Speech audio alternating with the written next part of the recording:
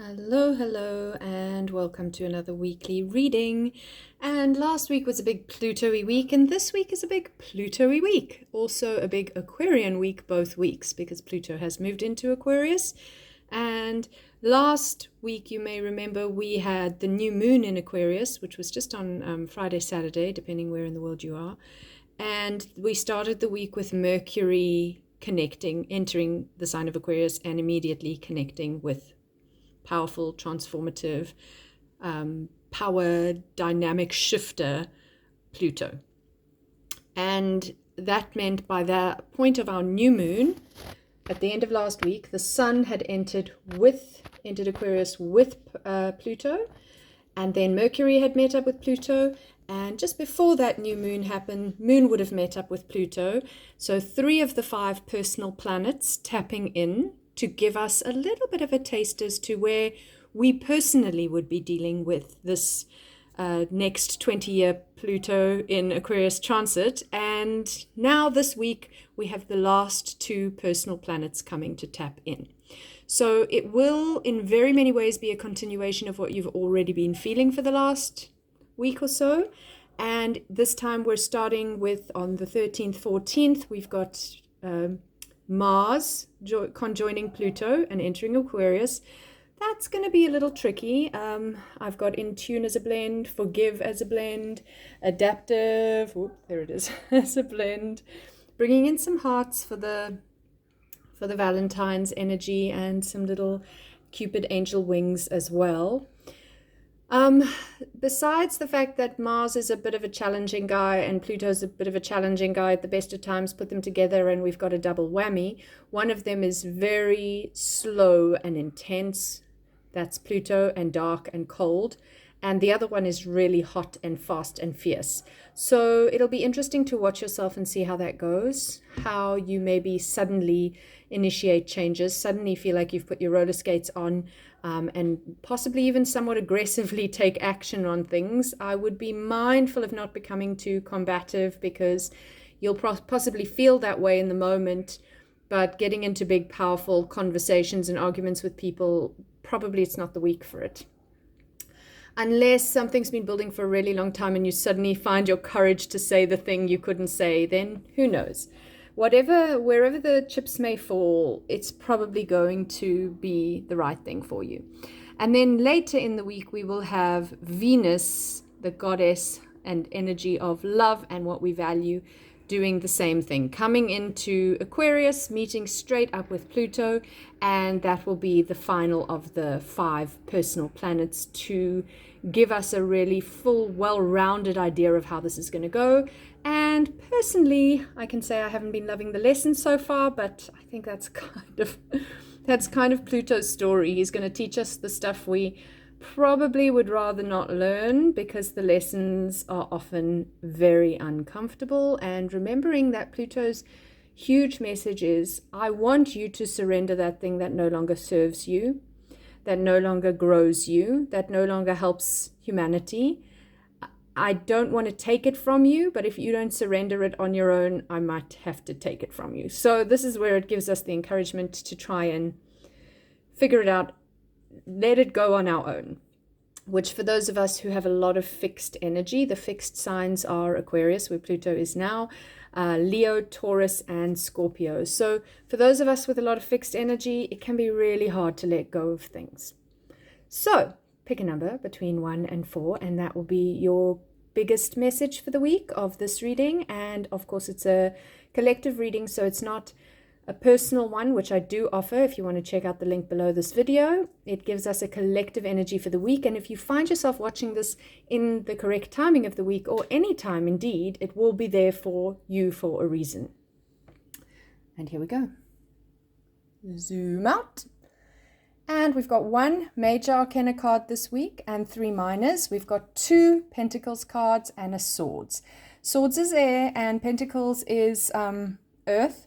And what's interesting is Pluto has just exited Capricorn, which is, of course, where all the other planets that are about to enter Aquarius are also exiting Capricorn. And the Devil is a Capricorn card. So it does feel like, in many ways, and this is not the first time this is coming up as a a theme for us, and it completely makes sense with the crazy big changes we're having as humanity, as global people on Earth, members of Earth, even whatever species we are, if we're on this planet, this is a big process that we're all undergoing, is that we are resisting, because Capricorn is very much about the old order, old traditions, what's worked for millennia must continue to work, not wanting to move with the times, versus Aquarius, which is quite the opposite energy of future thinking, expanding ideas, looking out and up at the stars. How can we travel to other planets? How can we connect with other species? How can we develop our artificial intelligence? And Capricorn is just like, no, these are the traditions that we have always done, and this is how we do them, kind of thing. So it's a tricky one because we're struggling to let that go. And right now, as we're just coming out of Capricorn season, Mars and Venus are still in Capricorn, although they move into Aquarius this week. We are experiencing that remembering, and every year at Capricorn season, Capricorn is not only that. There are many positive traits that we want to maintain from the Capricorn, but where we're looking at where is the challenge lying for us, why are we getting this devil card right now? And I think it's because we're not wanting to let go of what we know. But continuing what we know, you can see how there is you, the puppet on the string, to the devil pulling your strings in this card.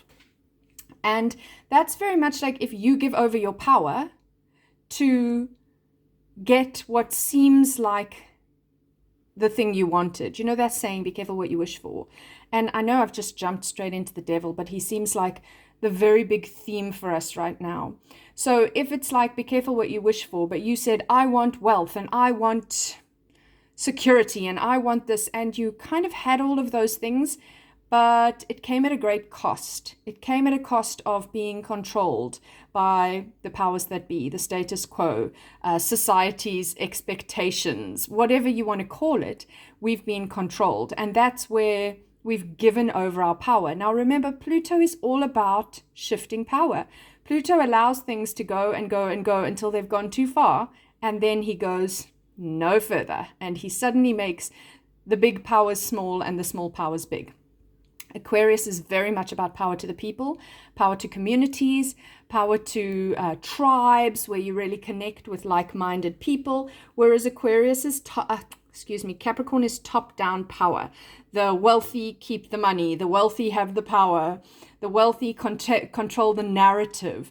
And it doesn't take a rocket scientist. I don't even really stay up to date with current affairs for years now because I just find it quite disturbing personally. But it doesn't take a rocket scientist to know that that's exactly where the world has gotten out of balance, that the top-down power is excessive. So now we come in with this Aquarian rumble, and it's hard for us to change that. It's hard to cut the strings because they've felt safe. Even if there's a part of us that's known, you know, if it works for me, how many people is it not working for? Or does it actually work for me? Sorry, I just had to get Becky in there because of the barking. She's 3 today, and as it's her birthday, we indulge the one bark. Okay, so now we look at the fact that we start with a 2 and we move into a 4 of Pentacles. And Pentacles is grounded. So there is a strong financial kind of current running through us right now. Again, because Capricorn is where do I store my money? How do I build my money? Where have I invested my money? Because Capricorn is very business minded. It is very, again, top down power. So who are the people that hold the money? Who are the people that hold the power? How have they allowed me to manage my finances? How do they tax my finances, etc.? Because that's all in a wobble, of course it's going to be triggering personal stuff. Inflation is ridiculous. All sorts. I mean, I'm not going to get into things that I can't explain properly, but we all know that money is currently an issue for your average human.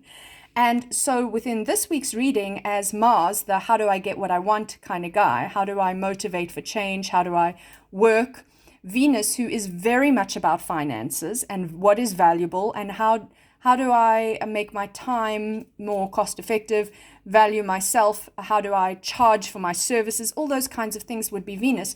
these are the two planets coming over Pluto, and Pluto saying, well, I know this is how you have invested. I know this is how you were given permission to invest, how you were encouraged to invest, how you were taught to value yourself, depending on where in that hierarchical top-down power system you fell. But actually, everything is changing and shifting. And of course, that is absolutely terrifying. So here we're looking to find the balance. It's a 2 card. 2s are always about finding the balance and flow. Where do I take those risks and where do I hedge my bets? Like, where do I consolidate? Where do I take a risk? Where am I winning at life? Where am I hemorrhaging? Like, what do I need to do to find the balance? And in a way that seems to be sustainable. Now, I think the big problem is what was sustainable is no longer sustainable. So quite frankly, we haven't got a clue. We are so turned around and discombobulated, and we really just need to breathe through this, because it's going to wobble us for a little while before we kind of figure it out. But one day at a time, one step at a time, one good deed at a time, one open-hearted moment at a time. Kindness and compassion, because as much as you might be spiraling in your own personal capacity, just remember we're all spiraling. So just about everybody you meet is going to be having this internal spin where the true north on the compass is no longer the true north, and we're trying to recalibrate. That compass symbol's been coming through a lot for me lately. And then 4 is protect your resources, protect your money, look after what is yours. It can be stingy and frugal, and there are points of that which can be negative, like I'm not sharing with my community member because I'm so caught in fear. And remember that we really only have love or fear. So if we're holding our resources to ourselves because we're so caught in fear that if we share there won't be enough for us, the fear is the negative vibration that is not good for us. Versus if I share with a needy community member in this moment because I'm in love and trust that it'll come back. However, if you're just constantly giving out, and suddenly you find yourself the needy member, and maybe your community members are not ready to share with you yet. So there is the sensible, protect your resources, and there is the fear-based holding, stinginess, hoarding, fear. And then there is that, how do I protect what I have, but lovingly share what I can and do what I can.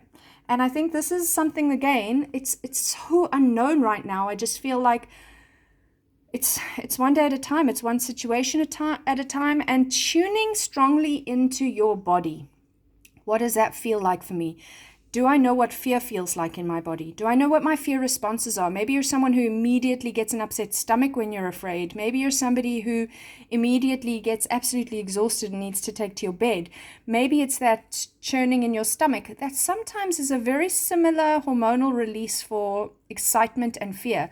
Which is it for you? Can you discern? Can you tell, my body's telling me I'm in fear? If I can flip that into love and then ask my body what it feels, then I'll know if I can share or if I have to just say, please come for dinner, but that's all I can do, or whatever it is. This is a line we are all going to have to work. But again, Pentacles is earth. And so if we can come into our body, if we can do this from the space of our body and start to trust the wisdom of our bodies.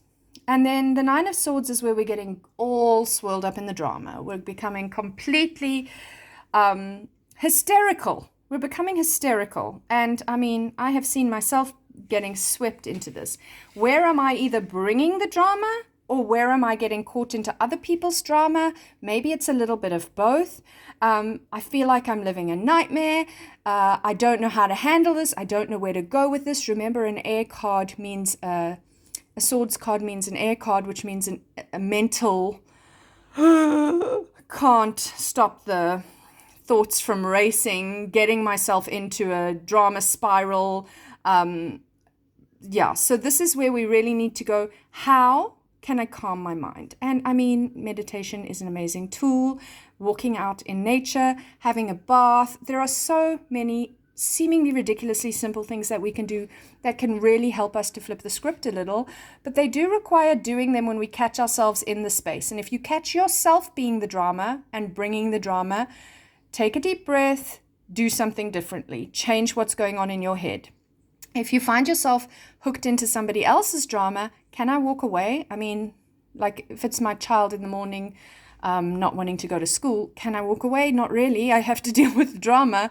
Versus, is it somebody in my external environment and I actually don't need to be around them? Easy, walk away. So again, it's going to be a discernment of how can I disengage from this drama pattern and maybe not disengage from the situation entirely, or maybe disengage from the situation entirely. So it's going to be, I would say, a little bit of a challenging week, but again, a beautiful week for us to continue this fine tuning of this new frequency. None of us know how that's going to go, what it's going to look like. I find journaling to be a humongously helpful tool. It also gives me the opportunity to look back and reflect. So I have been doing a lot of that with when Pluto entered Aquarius for a few short months last year. How were things going? Oh, look, similar things are happening now, but they're more intensified now. So I'm getting an idea of the theme. I don't like it, but I have to maybe accept it. Then once I've learned to accept it and I see these things keep coming, I go, I don't love it, but this is the current journey that I'm on for whatever reason. I'm not in charge of the grand plan. I'm not in control. I am going with the flow. So I hope this has been helpful. I'm sending so much love for everyone out there. Please remember I have a special on to help, like a little personalized Pluto toolkit for those who would like me to look at their chart. It's a 30-minute special. I will put information down below for those who are interested, and otherwise check out my links, all I have to offer, or get in touch with me. Thank you for your time. Have a beautiful week.